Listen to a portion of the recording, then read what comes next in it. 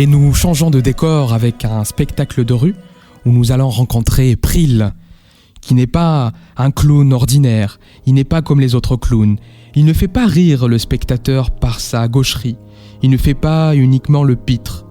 Dans ce spectacle, Pril, interprété par Thomas Dardenne, incarne un prophète qui, au fil du spectacle, dévoile quelques vérités. Un mort, du sang sur les mains, des questions auxquelles les spectateurs sont invités, pour ne pas dire sommés, d'y répondre. Ce théâtre de rue, orchestré par la compagnie du Grenier au Jardin, interroge le public. Petits et grands sont alors interpellés, tantôt avec finesse, quand parfois c'est rapide, imprévu et brutal.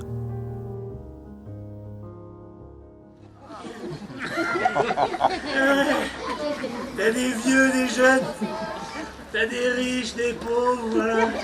T'en as, ils comprennent tout, Et puis t'en as, bon ben voilà, c'est des chercheurs, donc voilà. Ils cherchent, ils s'accrochent, tu vois, t'as tout là-dedans, t'as des clodos, t'as des homos, t'as des bobos, t'as des prolos, des frères. Des frères. Et c'est pour ça qu'on va pas te laisser pourrir dans la poubelle cet après-midi à Mulhouse. Parce que le public que t'as en face de toi, c'est un public de théâtre de rue, un public de théâtre de rue simple. Mes frères, mes sœurs de Mulhouse, à Fonderie, est-ce que nous allons laisser notre camarade spectateur ici présent pourrir dans sa poubelle funèbre cet après-midi à Mulhouse? Oui. Ça marche pas? Merde, j'ai besoin du concours des adultes. Les enfants sont cruels et égoïstes. Ça n'est pas nouveau. Mes frères adultes, mes frères de Mulhouse, c'est votre deuxième chance, c'est votre dernière chance, c'est notre dernière chance, vous trouvez. C'est fini de chercher, est-ce qu'on va laisser notre camarade spectateur ici présent pourrir dans sa poubelle funèbre cet après-midi à Mulhouse? Non. Merci à toi. Il y avait beaucoup d'enfants, donc c'était un peu compliqué au début, mais après les gens ont adhéré petit à petit, quoi. Je pense qu'au début, ils regardaient ça un peu comme un ovni, ils savaient pas trop ce qui se passait. Et je crois que j'ai eu l'impression, en tout cas de l'intérieur, qu'ils ont adhéré petit à petit à la forme, à ce qui se racontait. Et plus on avance dans le spectacle, plus les gens sont intégrés dans l'écriture, dans la dramaturgie, dans la mise en scène, plus ils sont actifs dans le récit. Et donc après, ça a suivi. Ça se passe souvent comme ça avec ce spectacle. Quand c'est dur au début, on finit quand même par embarquer, parce que c'est l'écriture du spectacle qui veut ça. Oui, mais quand même, il y a des choses, comment vous faites face par exemple aux inattendus, aux surprises que peuvent vous réserver la rue. C'est l'expérience de travailler dans la rue. C'est-à-dire, moi, on travaille ensemble avec Fabrice depuis 10 ans et Fabrice, ça fait plus longtemps encore, ça fait 15 ans qu'il fait du théâtre de rue. Et c'est le propre de la rue, c'est-à-dire que c'est l'instant présent. On ne sait pas quelle jauge, quel genre de public on va avoir, dans quel lieu on va jouer, les conditions météorologiques, le son, la lumière, le soleil, l'ombre, la chaleur, la température. On ne sait jamais ce qui va se passer. En plus, c'est des spectacles interactifs, donc on ne sait jamais comment ça va réagir. Et il y a toujours une part de risque que les gens sentent, que nous on connaît, qu'on apprend aussi à appréhender, à maîtriser, à écrire aussi dans la mise en scène, dans la création du spectacle.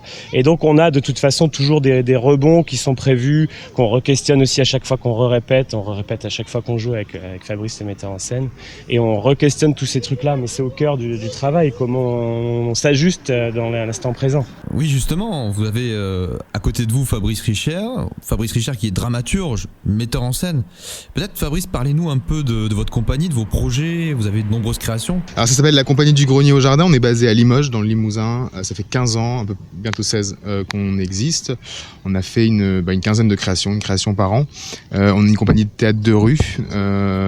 Donc il y a une dizaine de comédiens. Et on travaille...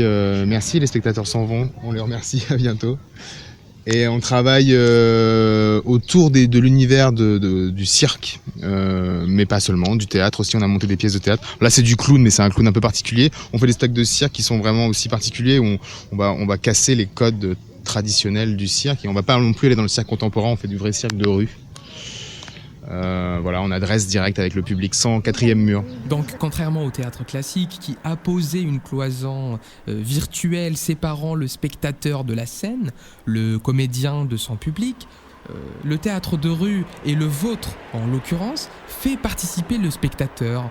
Il l'invite à entrer en interaction et parfois même à devenir acteur de la scène. Plutôt qu'une participation, je parlerais plutôt d'une implication, d'une volonté d'impliquer les gens et de les forcer à se mettre les mains dans le cambouis aussi. Et ça, c'est inévitable pour nous, pour rejoindre l'inattendu. Il y a des inattendus, mais il y a des choses qui sont inévitables. C'est convoquer le public, raconter quelque chose, jouer dans l'espace public. Voilà, ça fait partie de notre cahier des charges. Très vite, on a senti que le spectacle vivant prenait une dimension beaucoup plus jouissive et beaucoup plus concrète à l'extérieur. Et en contact avec les gens.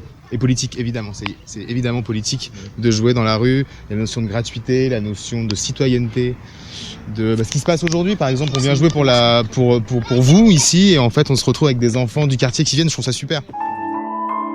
Café Radio Culture, au cœur de Mulhouse, les 12, 13 et 14 juin 2019.